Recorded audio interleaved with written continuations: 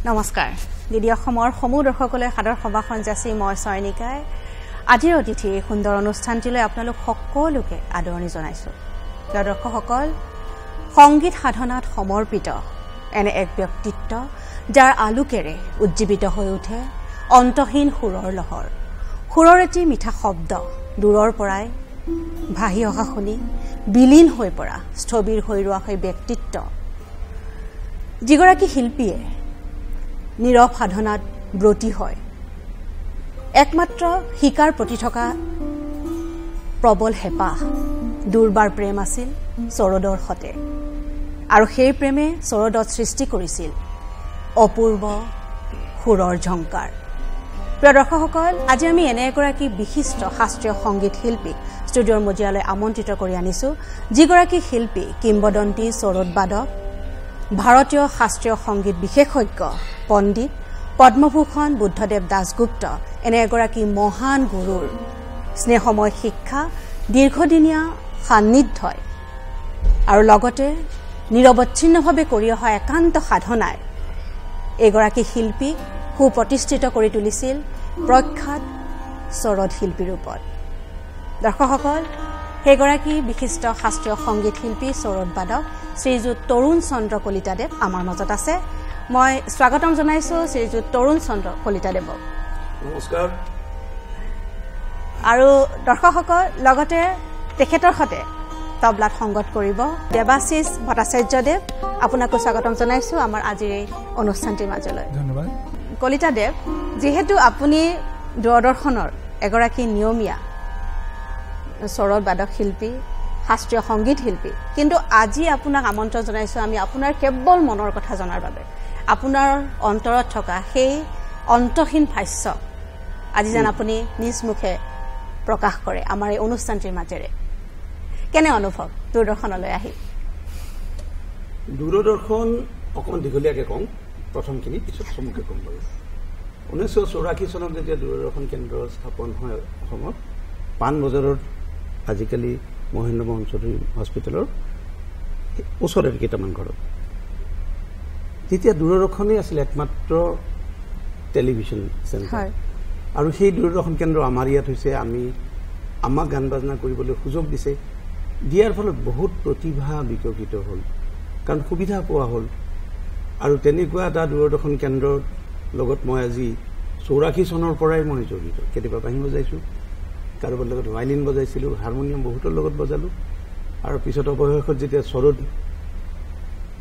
শিকিবলৈ ল'লোঁ তাৰ পাছত অসংখ্যবাৰ মই সৰদ বজাবলৈ নিমন্ত্ৰণ পাইছোঁ মৰম পাইছোঁ চেনেহ পাইছোঁ কিন্তু আজি আপোনাৰ মনৰ কথাহে জানিম আমি কিন্তু আপোনাৰ সৰদৰ মধুৰ ঝংকাৰ আমি শুনিম কিন্তু তাৰ আগতে আপোনাৰ পৰা বহুতো কথা আজি দৰ্শকসকলৰ আগত আমি আলোচনা কৰিম প্ৰিয় দৰ্শকসকল দক্ষিণ কামৰূপৰ বানে গঢ়া সেই বানে ভঙা সেই একেবাৰে ভিতৰুৱা অঞ্চলৰ ভিতৰুৱা গাঁৱৰ যি এক পৰিৱেশ য'ত নেকি সংগীত সাধনাৰ কথা সেই ভাবিবই নোৱাৰি তেনে কোনো পৰিৱেশই নাছিল তেনে এক পৰিৱেশত ডাঙৰ হৈ আকাশবাণী দূৰদৰ্শনৰ শাস্ত্ৰীয় সংগীত শিল্পী এ গ্ৰেডৰ মৰ্যাদা লাভ কৰাই নহয় এগৰাকী উল্লেখযোগ্য দেশৰ এগৰাকী উল্লেখযোগ্য সৰদবাদক হিচাপে নিজকে প্ৰতিষ্ঠা কৰিলে কেৱল মাত্ৰ শাস্ত্ৰীয় সংগীতৰ গভীৰ জ্ঞানৰ জৰিয়তে গতিকে আপোনাৰ শৈশৱৰ সেই এটা পৰিৱেশ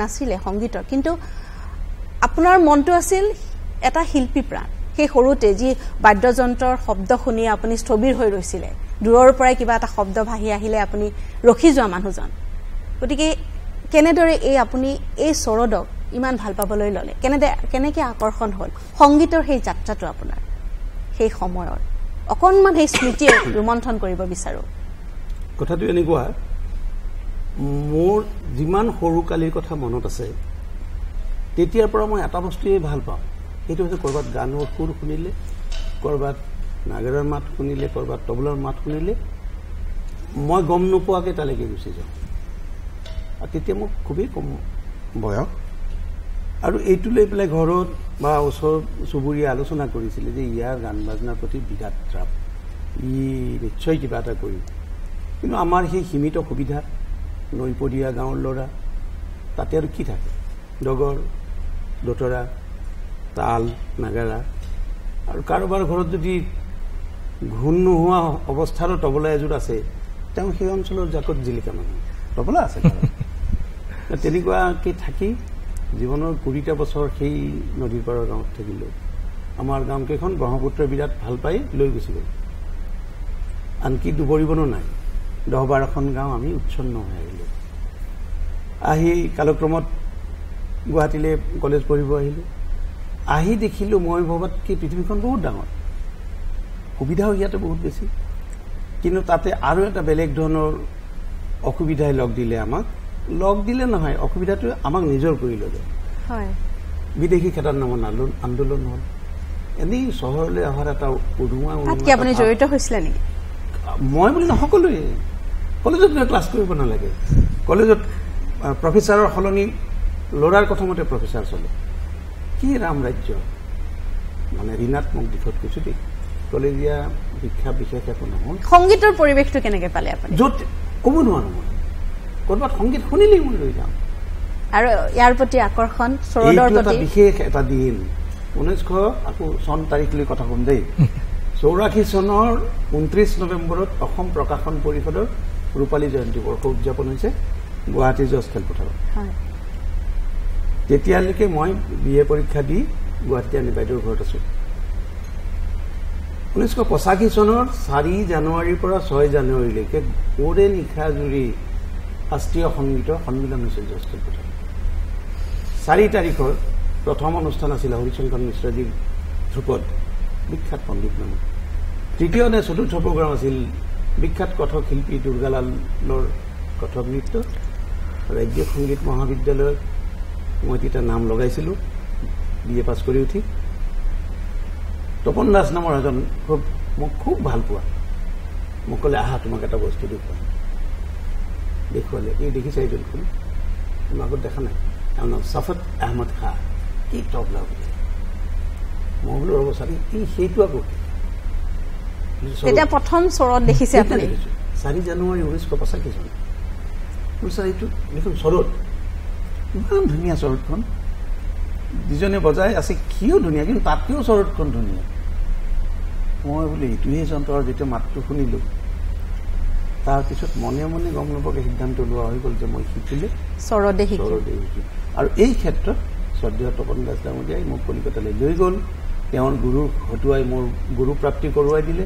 হয়, খুব কম সংখ্যক মানুহে চৰত শিকা দেখিবলৈ পাওঁ, বা আয়ত্ত কৰাটো খুব কঠিন নেকি? ইয়াৰে দুটা কাৰণ হৈছে। শিকিব ক'ত, য'ত বাদ্যযন্ত্ৰটোৰ প্ৰচলন আছে বা সমগোত্ৰীয় কিবা বাদ্যযন্ত্ৰৰ প্ৰচলন আছে। বৰ দুখ লগা ধৰণে আমি বৰ নিশপতীয়া ক্ষেত্ৰত, বৰ নিখিল শাস্ত্ৰীয় সংগীতৰ ক্ষেত্ৰত। চৰত বাদ্যযন্ত্ৰটো আটাইতকৈ টান বুলি কোৱাৰ প্ৰথম কথাটোৱে হ'ল, ইয়াতে স্বৰ বিচাৰিবলৈ কোনো ঘাট নাই। গীটাৰ, মেণ্ডলিন, চেটাৰ, বীণা চবতে ঘাট আছে। এই ঘাটটো টিপি ধৰিলে মাতটো ওলাই। ইয়াতে শুনি শুনি আপুনি সুৰ উলিয়াব পাৰিব লাগিব। দেখি বজালে এখন লাভ নাই। ইয়াৰ আগমন কেতিয়া হৈছিলে অসমলৈ? এই সন্দৰ্ভত মই অলপ তথ্য সংগ্ৰহৰ কামত লাগিছিলোঁ। লাগি গম পালোঁ যে 1956 চনত, এতিয়া স্বৰ্গীয় গংগাধৰ মিশ্ৰদেৱে হেনো এই পাব্লিক কনফাৰেন্সত বজাইছিল 56 চনত। তাৰ পাছত শিৱেশ বোস নামৰ এজন বিখ্যাত আছিলে শিল্পী এজন, তেখেত হ'ল এতিয়া সুভেশ বোস, অসমৰ অন্যতম শ্ৰেষ্ঠ সংগীতৰ বাদক সুভেশ দাৰ দেউতাক, পাণবজাৰতে ঘৰ। তেখেতে মাইহাৰত গৈ বাবাৰ ওচৰত কিছুদিন থাকি শিকিছিলে। বহুত কিবা কিবি অসুবিধাৰ ফলত নহ'ল যোৱা, কিন্তু 1962 নে 63 চনত অসমলৈ এগৰাকী মহিয়সী নাৰীৰ আগমন ঘটিল। তেখেতৰ নাম হ'ল শ্ৰীমতী শিপ্ৰা বেনাৰ্জী। ইংৰাজী সাহিত্যৰ MA, বাবাৰ ওচৰত শিকিছিলে, আলিগড় খাৰ চাহাবৰ ওচৰত শিকিছিলে। ধানবাদ নহয়, দেহৰাদুনত ঘৰ। সেই সময়ত 62 চনত ইংৰাজীত MA শব্দটোৱেই বহুত, তাতে আকৌ অসমত। গতিকে আৰু বাইদেউ অদ্ভুত, মই চৰিত্ৰ বুলি ক'ম নে কি বুলি ক'ম নাজানো, যেনেকুৱা গাম্ভীৰ্য, সাংঘাতিক ব্যক্তিত্বৰ এগৰাকী মহিলা, তাতে আকৌ চৰত বজায়। তেখেতে গুৱাহাটী বি বৰুৱা কলেজৰ অধ্যাপনা কৰিলে। মই জনাত আনুষ্ঠানিকভাৱে নিয়মীয়াভাৱে চৰত বজোৱা শিল্পী অসমৰ প্ৰথম তেখেত আছে এতিয়াও, কিন্তু গ্লুকোমাৰ ৰোগত আক্ৰান্ত হৈ তেখেতো অকণমান আৰু প্ৰায় 100 বছৰেই সবল হৈছে। তেওঁ 90 অধিকটো হয়ে। মোতকৈ ছিনিয়ৰ মানুহ এইকেইজন অসমত চৰত লৈ চৰত বজোৱা শিকাৰ। যিহেতু আমাৰ ইয়াত কোনো অনুষ্ঠান নাই, সকলোৱেতো আৰু কলিকতা যাব নোৱাৰে, আৰু সকলোতো তৰুণ কলিতা নহয় যে বেংকত চাকৰি পোৱাৰ পিছত চাকৰিৰ ধন গোটাই ছুটি লৈ পেলাই কলিকতালৈ যাব, তাকো 25-30 বছৰ ধৰি। এই চৰদৰ আকৰ্ষণ হোৱাৰ সময়খিনিত আপুনি বহুত মানুহ লগ পাইছিলে, সেই কাৰ পৰা অনুপ্ৰেৰণা পাইছিল এই বাদ্যযন্ত্ৰবিধ শিকাৰ ক্ষেত্ৰত? প্ৰথমটো যে 4 জানুৱাৰীত দেখিলো, দেখি চৰদখন মোৰ মানসপটত ৰৈ গৈ আমাৰ এজন ষ্টেট মিউজিক কলেজৰ তবলাৰ শিক্ষক আছিল অজয় খাটনি আছা। তেতিয়া মই বেহালা শিকো, কিন্তু বেহালা বৌৰে নবজাওঁ। এই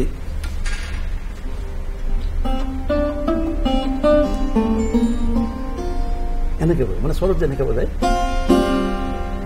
খাটনি আছা ক'লে হেৰা মোৰ লগত বোলাচোন এঠাইত যাওঁ। খাটনি ছাৰ আছিল কৃষ্টি শক্তিশীল। লৈ গৈ গুৱাহাটীৰ লেম ৰোডত এঘৰ মানুহৰ ঘৰত মোক ক'লে, এইটো ঘৰ হয়নে? অমুক নম্বৰ। বোলো হয়। অমুকত অমুক লিখা আছেনে? বোলো হয় আছে ছাৰ। ওলা ভিতৰে গৈ এই চুকত চোৱাচোন কি হেৰি থিয় কৰি থোৱা আছে। মই চাই একদম চৰত লৈ আহা বজোৱা। মই চুই পোৱা নাই, কি কৈছে? লাই তুমি পাৰিবা। হেৰি এটকীয়া নোট এটা আছে, কইন, সেইটো হ'লে ভাইলিন যেনেকৈ টিউন কৰে মই চৰতখন তেনেকৈ টিউন কৰিলোঁ। ভাইলিনৰ 4ডাল তাত, ইয়াততো বহুত। সেই তাতে মই কালাৱতী ৰাগত নাগমনটো বজাই দিলোঁ। অজয় খাটনিয়া ছাৰ আজিৰ দৰে ভাইৰেল ধৰি থকা হ'লে গোটেই পৃথিৱীক জনাই দিলে হয়। চৰতখন হাতত লৈ সি শুদ্ধ নটত নাগমা বজাইছে। সেইটোৱে মোৰ আকৌ মন, অন্তৰৰ এটা আকৰ্ষণ, আপোনাৰ কিবা এটা ঘনিষ্ঠ শুনক। আপুনি কি হ'ব কি নহ'ব এইটোত কোনো বাহাদুৰি মাৰা কথা ইয়াত নাহে। আপোনাক সেই বস্তুটো পৰমেশ্বৰে পৰম পিতাই ভগৱান বুলি কওঁ, যি বুলি নকওঁ, তেওঁৰ যদি আশীৰ্বাদ অলপো নাপায় নহয়, নহ'লে আমি কথা আৰু পাতিম। কিন্তু তাৰ আগতে অকণমান কিবা এটা শুনিব বিচাৰিছো, আৰু আমাৰ এই দূৰদৰ্শনৰ এই মজিয়া, এই ষ্টুডিঅ'ৰ মজিয়া আপুনি মুখৰিত কৰি দিলক। আমি সাধাৰণতে চৰদৰ অনুষ্ঠান বুলি ক'লে তাৰ এটা ধ্ৰুপদী নিয়ম আছে। আজি যিহেতু মূলতঃ আমাৰ কথা বতৰাৰ সেই অনুষ্ঠান, মাজে মাজে তেওঁ কথা ক'ব, লাগিব। তেওঁ সুৰেৰে আমি শব্দেৰে ক'ম। গতিকে আমি অলপমান তাৰ পৰা এইটো উপশাস্ত্ৰীয় বুলিও ক'ব পাৰি, লঘুশাস্ত্ৰীয় বুলিও ক'ব পাৰি। কম্পজিশ্যনটো ৰচয়িতা হ'ল আলিগড় খাঁ চাহাব আৰু পণ্ডিত ৰবিচন্দ্ৰ।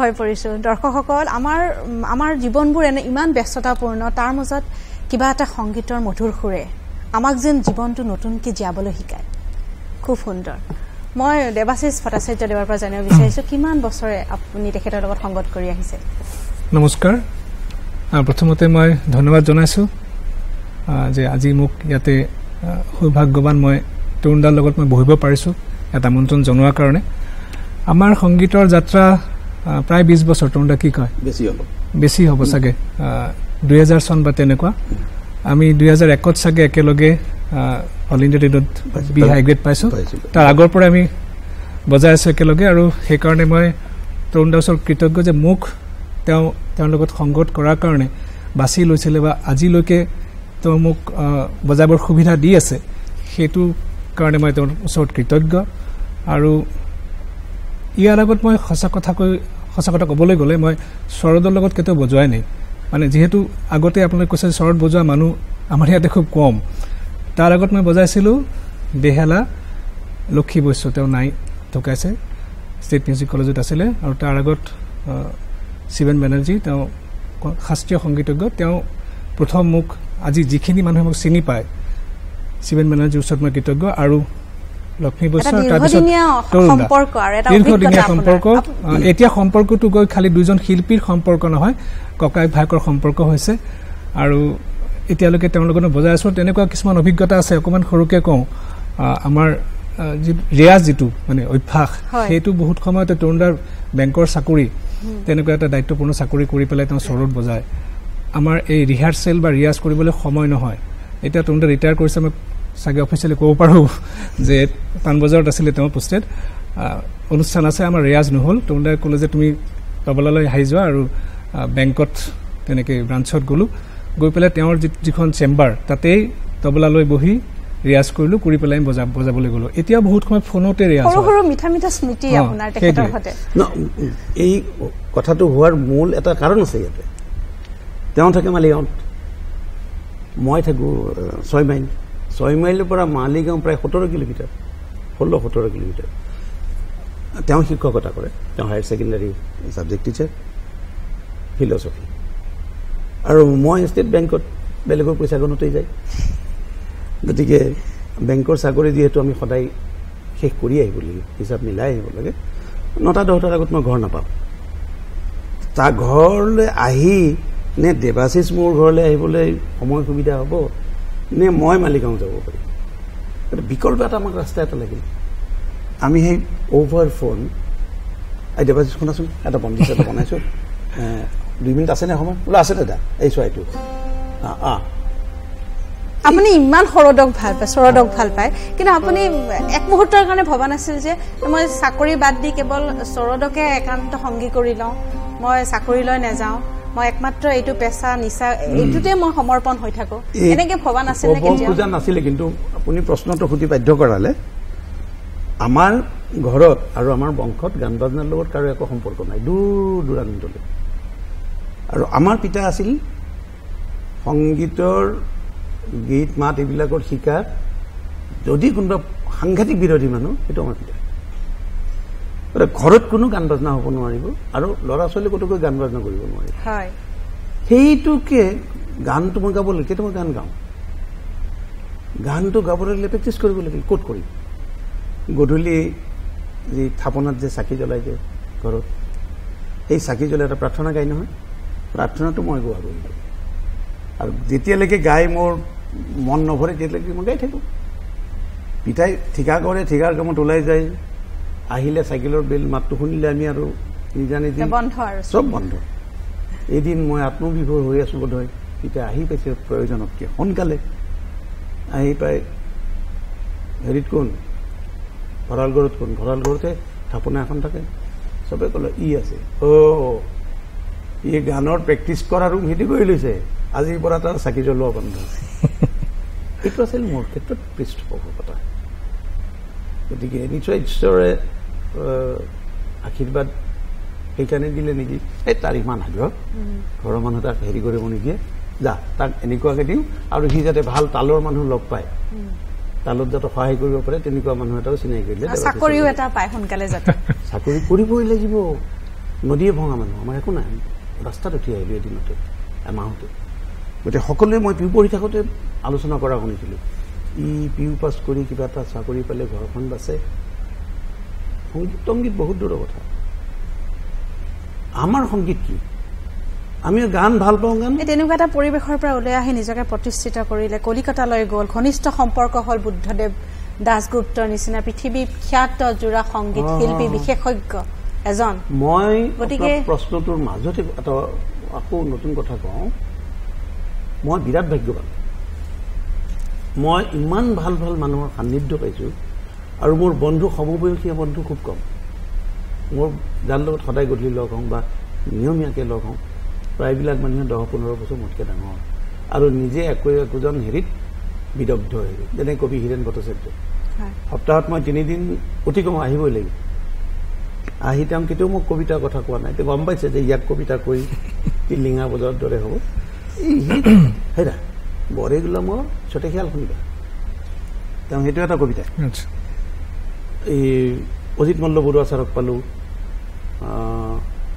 বহুত মানুহ মই লগ পালোঁ যিয়ে মোক ইমান ধৰণেৰে কিবা নহয় কিবা প্ৰকাৰে মোক সহায় কৰিলে এই মঞ্চৰ পৰা আপুনি কাৰ প্ৰতি বিশেষভাৱে কৃতজ্ঞতা প্ৰকাশ কৰিব বিচাৰিছে যিহেতু ইমানখিনি গুণী মানি ব্যক্তিসকলক আপুনি লগ পাইছে জীৱনত কাৰ প্ৰতি বিশেষভাৱে এইটো ক'ব গ'লে সেইজন একমাত্ৰ তপন দাস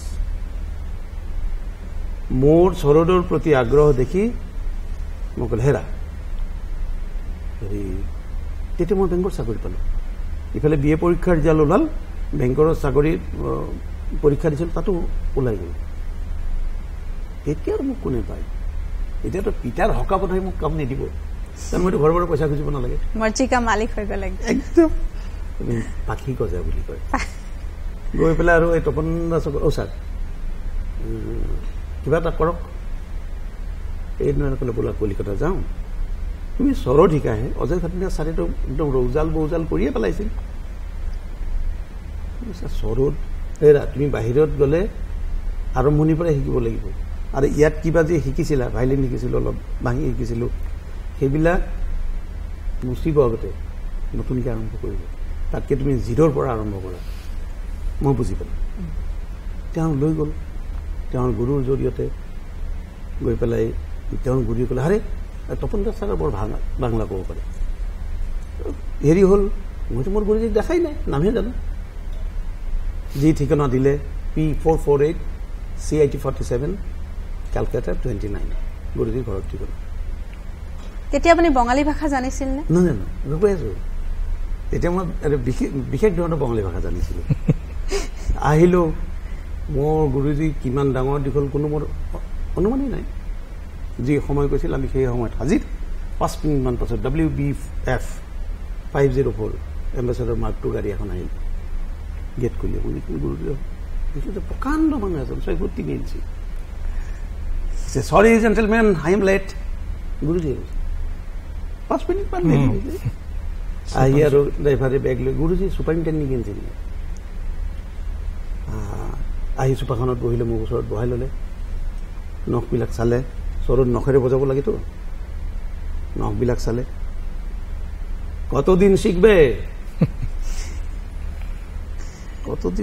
মানে এইটো কি ইমান মিঠা বাংলা মইতো নাজানো এইটো শুনা নাই মই যিটো বাংলা জানো মই বোলো কৈ দিম নেকি এইটাতে এখন কন যাইব না কথা কইতে পারি যেটার মধ্যে দিয়ে বড় হয়েছি এটা কন যায় আর একটা কথা 1 ঘন্টা 2 ঘন্টা কন যায় মই বললাম এইটো বলে নহব ইমান ধুনীয়া বাংলা ভাষা মিঠা বাংলা ভাষা মই ইংলিছতে ক'লো সো ফাৰ মাই ফিজিক পাৰমিটছ গুৰুজী বোলে বৰ ভাল পালোঁ তাহাঁ দেখিলোঁ গুৰুজীৰ কথা শুনিবলৈ মানে বাংলা শিকিব লাগিল এই বাংলা কিতাপখিনি ৰবীন্দ্ৰনাথৰ বিভিন্ন অসংখ্য মাজত মই ইণ্টাৰাপ্ট কৰোঁ তৰুণ দা এতিয়া বাংলা ক'লে মই বাংলা নকওঁ মানে ইমান ভাল বাংলা চিলেটি তৰুণ দা ইমান ধুনীয়া কয় মই তেতিয়া অসমীয়া কওঁ বাংলা শুনি নহয় তাৰপিছত যে গুৰুজীৰ ভাৱটো যদি মই মোলে ট্ৰান্সমিট নহয় বাংলা শিকিবই লাগিব নহ'ব কি ক'ব খুজিছে মই বুজি নাপালে কেনেকৈ হ'ব আৰু গুৰুজী যিটো লেভেলৰ ইংলিছ কয় সেইটোও মই নোৱাৰোঁ তেওঁ মেট্ৰিকত 2nd ষ্টেণ্ড কৰা যাদৱপুৰ ইউনিভাৰ্চিটিৰ হেৰিৰ মেকানিকেল ইঞ্জিনিয়াৰিঙত তেওঁৰ আজিৰ তাৰিখতে এটা অক্ষত আছে ৰেকৰ্ড। গতিকে ইংলিছৰ মোৰ দ্বাৰাই নহ'ব, গতিকে সহজ হ'ব বাংলা শিকাটো। বাংলা কিতাপ আনিলোঁ, পঢ়িলোঁ, পঢ়ি এই যে বন্ধুবিলাকে কয়, এই তৰুণ চল, আজি কি খাবি? বোলে মটন খাব। মটন খাব। এই শুনছিস দেবাশিস, তৰুণ মটন খাবে। মই মটন আচলতে মাটন তই এইবিলাক কৰিছে। সিহঁতে মোক খুব ফূৰ্তি কৰে মোক লৈ। মই লাহে লাহে বুজি পোৱা হ'লো। কৰিলৈকে কিতাপ পঢ়ি মই টেপ কৰোঁ, টেপ কৰি শুনো, নাহিব নহয়, এইটো চন্দ্ৰ হৈ গ'লে চন্দ্ৰ হবে। এইভাৱে তাৰো এটা ৰিহাৰ্চেল আৰম্ভ হ'ল, ৰিয়াজ আৰম্ভ হ'ল। গুৰু বহুত। এই আপোনাক যেতিয়া ৰাগ শিকাইছিল তেখেতে এনেকুৱা পুংখানুপুংখৰূপে এটা ৰাগৰ ভিতৰত গভীৰভাৱে সোমাই যোৱা? গভীৰ নহয়, সাগৰ সাগৰ তেনেকুৱা। মই পৰুকে কওঁ, আৰম্ভ হ'ল শিকা। হোৱাৰ পিছত মোৰ বন্ধুবৰ্গ বাঢ়িল, লাহে লাহে বাংলা যে মই নাজানো সেইটো জনা হৈ গ'লোঁ। গৈ গুৰুজীয়ে মোক শিকাই প্ৰথমতে টেং বজাই দিয়ে।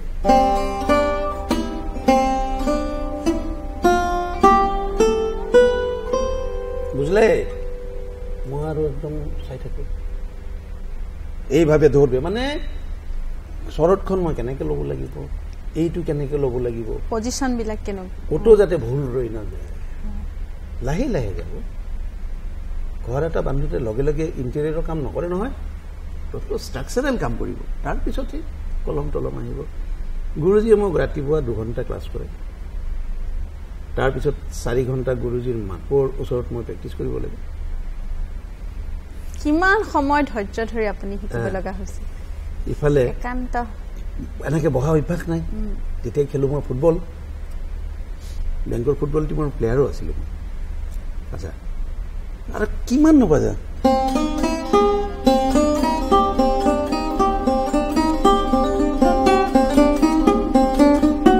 নপৰে, মাজে মাজে হেৰি হয়, এইটো কিন্তু কিমান বজাই থাকিম, গুৰুজীটো গ'লে গতিকে এনেই আৰু নহ'লে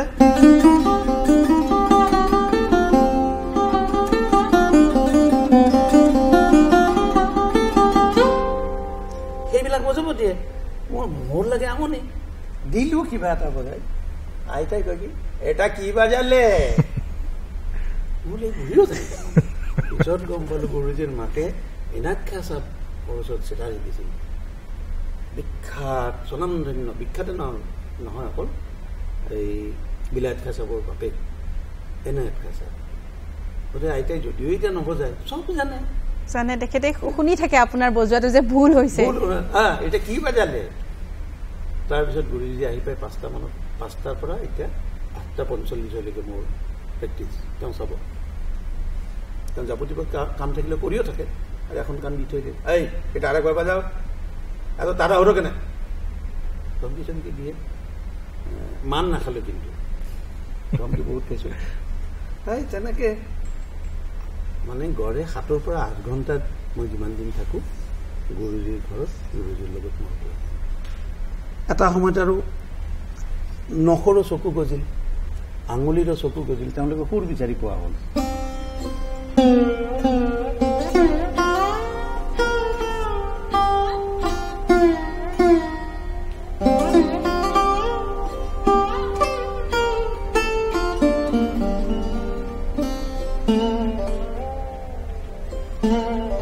গুৰুজী যেতিয়া পদ্মভূষণ সন্মান ল'বলৈ যায়, তেতিয়া সেই ছাত্ৰসকলৰ মাজৰ পৰা একমাত্ৰ আপোনাকে বিচাৰিছিলে লগত যোৱাটো। সেই দিনটো আপোনাৰ কাৰণে স্মৰণীয়।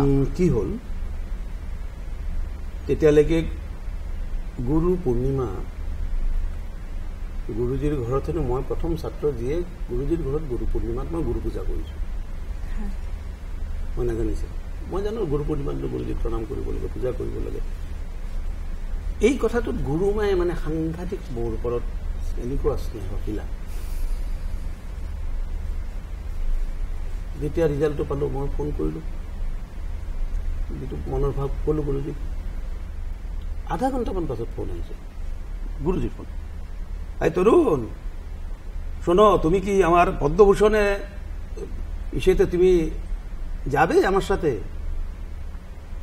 কি সুধিলোঁ আমি গৰুবিক কাকা বুলি মাতো কাকা আমাৰ এক পাতোলা বুজি পাইছেনে তাৰমানে কি মানে এখন মোৰ ভৰি এখন ডাং খাই গ'ল মানে যাওঁই এতিয়াই কাকা আমার এক পা তোলা ঠিক আছে তাহলে তোমার যা ঠিকানা রয়েছে আমার কাছে সেই ঠিকানা তো না পাল্টে গেছে না ওটাই আছে আচ্ছা এসপ্তাহৰ পিছত ৰাষ্ট্ৰপতি ভৱনৰ পৰা মই গেট পাছ অমুক পাছ এইবিলাক যি হয় আৰু খুব সুন্দৰ মুহূৰ্ত কিন্তু আৰু কিবা এটা শুনিবৰ ইচ্ছা প্ৰকাশ কৰিছো আপোনাৰ আগত আমাৰ হাতত সময় কিমান থাকিব পাৰে এতিয়া আছে অলপ সময়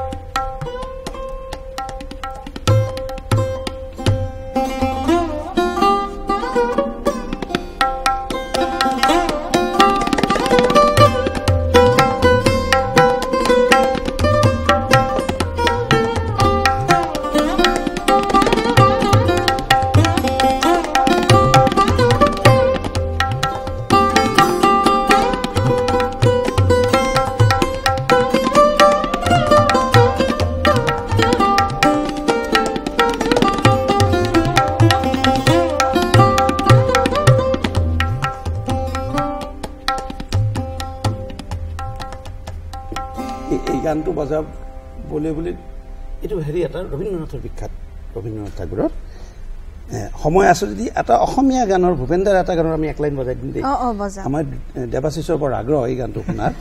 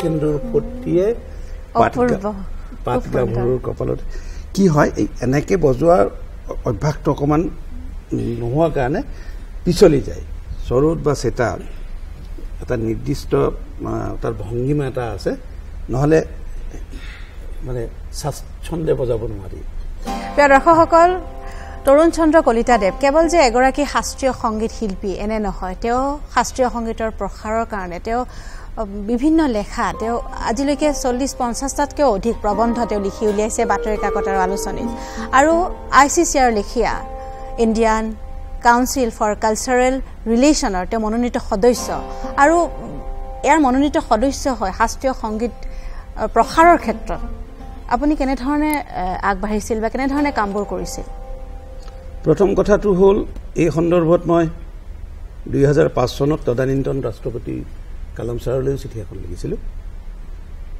আমি যদি আমাৰ বুনিয়াদী শিক্ষণ প্ৰক্ৰিয়াত ল'ৰা ছোৱালীক মৌলিক নৈতিক সাংস্কৃতিক আৰু আধ্যাত্মিক এই দিশকেইটা যদি আমি অংকুৰৰ পৰা যদি তেওঁলোকক দিব নোৱাৰোঁ তেতিয়াহ'লে তেওঁলোক এজন ভাল নাগৰিক হৈ গঢ়ি উঠিব বুলি আশা কৰাটো ভুল ব্যতিক্ৰম হৈ কোনোবা দুই এজন ওলাব আৰু সেইটোৰ কাৰণে নিজকে সুস্থ কৰি ৰখাৰ কাৰণে আটাইতকৈ শক্তিশালী অস্ত্ৰই হ'ল সংগীত মই ল'ৰা ছোৱালীবিলাকক এটা কথাই কওঁ তোমালোকে সকলোৱে গান গাবলৈ চেষ্টা কৰা যিয়ে গানতকৈ বজাই ভাল পায় বজাবলৈ চেষ্টা কৰা শিল্পী হ'ম বুলি চেষ্টা নকৰিবা শিল্পী সময়ে কৰে নিজৰ অৱদানৰ কাৰণে যেনেকৈ জ্যোতিপ্ৰসাদক আমি ৰূপকোঁৱৰ বুলি পাছত কৈছোঁ বিষ্ণুৰাভাক কলাগুৰু বুলি বহুত পাছত কোৱা হৈছে তেওঁলোকে নিজে জীৱনকৃত কলাগুৰু বুলি লিখাও নাই কোৱাও নাই বা সেই ধৰণে কাম কৰা নাই সাংগীতিক কামেৰে য'ত সমাজত এটা যোগাত্মক পৰিৱেশ এটা সৃষ্টি হ'ব মনৰ দুৱাৰ খুলি মানুহে কথা পাতিব পাৰিব সেইটোৰ কাৰণে সংগীতত কিবা বিদ্যা সংগীতাত পৰা সংগীতৰ ওপৰত কোনো বিদ্যাই হ'ব নোৱাৰে ই বিমূৰ্ত কলা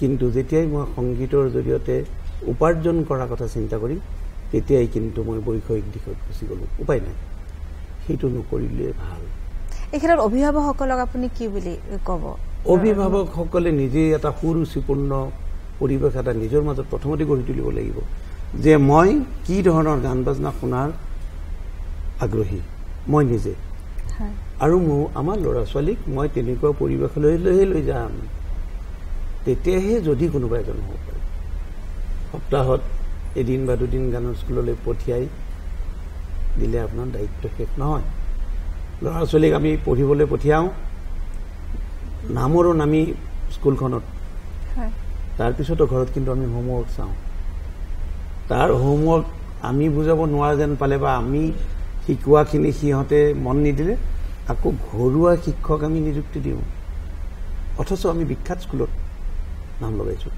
আমাৰ সন্তানৰ সংগীতৰ ক্ষেত্ৰত সেইটো কৰা নহয় সংগীতত আমি 3-4 মাহ বা এবছৰমান গ'লে ছাৰ হেৰি এই আমাৰ মাইনাই পাৰিছেনে পাৰিছে আমাৰ বিহু কমিটিখন যে আমাৰ মাইনাৰ দেউতা একদম ছেক্ৰেটাৰী তাই কিবা এটা গাব পাৰিব নেকি এই মানসিকতাটো আমি পৰিহাৰ কৰিব লাগিব কৰি নিজৰ কাৰণে সংগীত শিকিব লাগে নিজৰ কাৰণে গাব লাগে বেয়া হৈছে কি আছে সাধনা যিটো আমি সাধনা মানে জীৱন বোধটোৰ লগত সংগীত থাকিব লাগে আমাৰ সেইকাৰণে এইটো মাৰ্গীয় সংগীত বুলি কৈছিলে মাৰ্গীয় মাৰ্গ মানে ৰাস্তা পথ যিয়ে আত্মাক পৰমাত্মাৰ লগত বিলীন হোৱাত যিয়ে সহায় কৰে যিয়ে পথ দেখুৱায় যি মাধ্যম সেইটোৱে মাৰ্গীয় পণ্ডিত বিজু মহাৰাজ পদ্মবিভূষণ সন্মানেৰে বিভূষিত তেখেতৰ তবলাত আপুনি আপোনাৰ লগত সংগত কৰা বুলি সেই কথাটো কিমান দূৰ সঁচা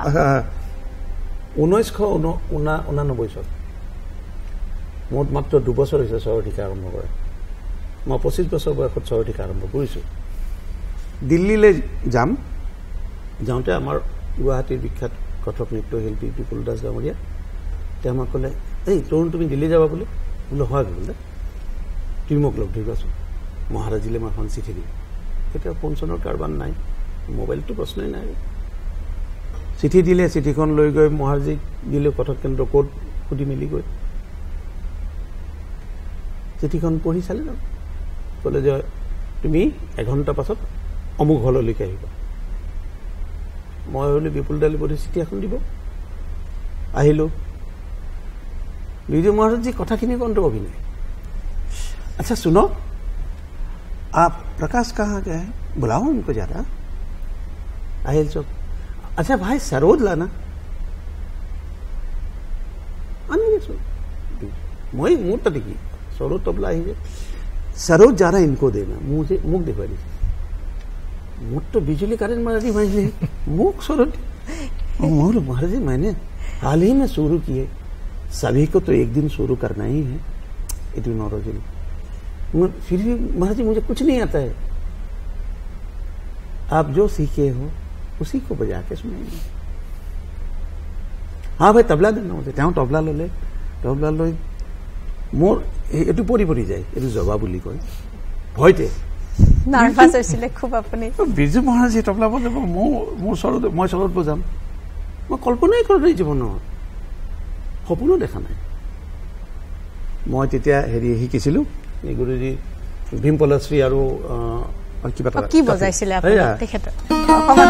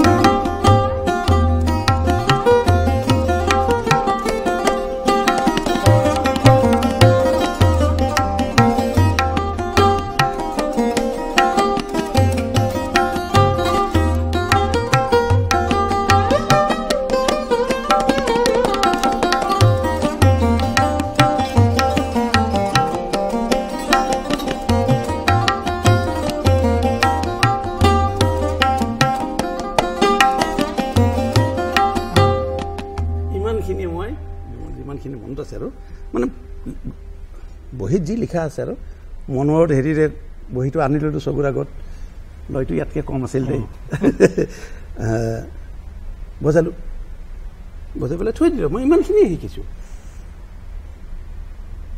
आप शरद मत छोड़िएगा, आप सही रास्ते पे हो, सही तालीम मिला है आपको, और सही रियाज में हो आप, সেইবোৰে এটা এটা बहुत तरक्की करोगे। আশীৰ্বাদ আপোনাৰ কাৰণে এটা এটা কি এইবোৰতো মিঠা অভিজ্ঞতা, কিন্তু তিতা অভিজ্ঞতা বুলিও মই এষাৰ কথা সুধিব বিচাৰো যে জাপানৰ প্ৰধানমন্ত্ৰী যেতিয়া অসমলৈ আহিব, সেই সুবৰ্ণ সুযোগত আপুনিয়ে পাইছিলে একমাত্ৰ এই সুযোগকণ বজোৱাৰ, কিন্তু দাতাই দিলেও বিধাতাই নিদিয়ে, হৈ নুঠিলগে। কয় আমাৰ অসমীয়াত যে কয় দাতাই দিলেও বিধাতাই নিদিয়ে। ICCR পৰা মোলৈ ফোন আহিল 2019 চনৰ এইটো হেৰি অক্টোবৰৰ শেষৰ ফালে। মোক ক'লে হেৰি যে মধুৰ কংকনা ৰয় যে খুৰা জাপানৰ প্ৰধানমন্ত্ৰী অসমত, শুনিছোঁ তাতে আপোনাৰ এটা প্ৰগ্ৰাম লাগে। মই ৰবাচোন মাইনা, তাইক মাইনা বুলি মাতো, আৰু এবাৰ কোৱাচোন, যি পাই তাকে কোৱা কথা।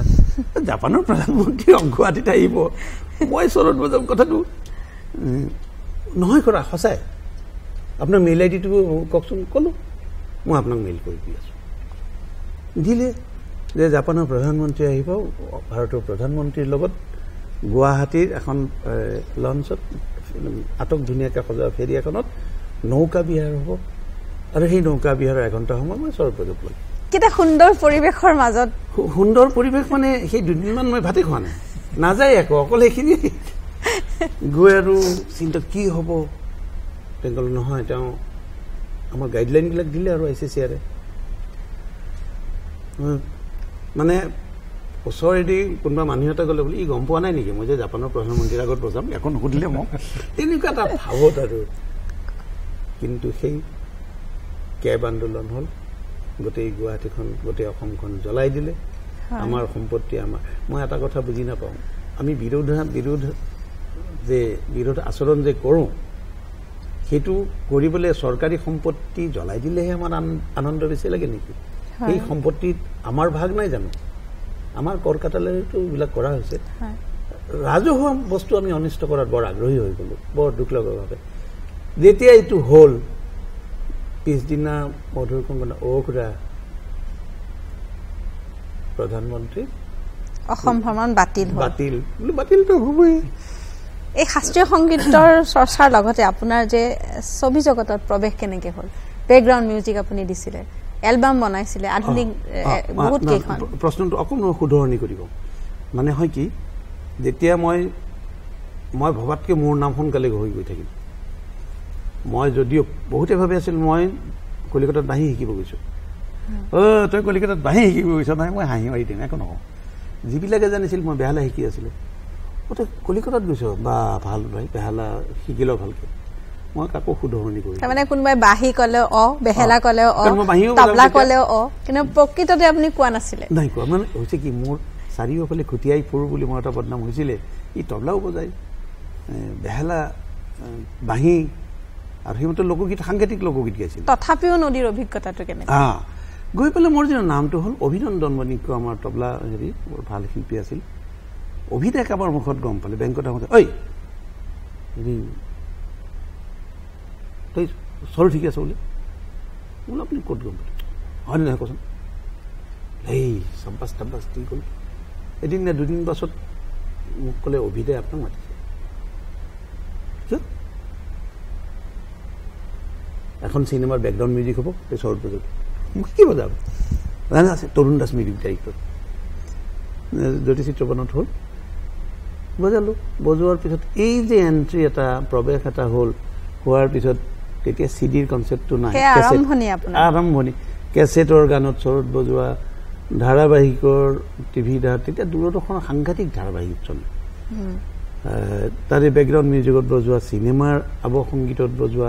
এইবোৰ কৰাৰ মাজতে আপুনি যে নাটকৰো স্বীকৃতিপ্ৰাপ্ত শিল্পী আকাশবাণী, সেইটো আৰু কেনেকে আহিলে আপোনাৰ জীৱনলৈ? হেৰি হ'ল, হাৰমনিয়ামৰ স্বীকৃতিপ্ৰাপ্ত শিল্পী, মানে চবখিনি আপোনাৰ মানে সৰ্বগুণ সম্পন্ন। নহয় কথাটো মানে আমাৰ মানুহ নাই যে, সেইকাৰণে। হেৰি ৰেডিঅ'ত আছিলে লক্ষী বাইদেউ, বৰ সাদৰী মানে বাইদেউ নে মা এনেকুৱা।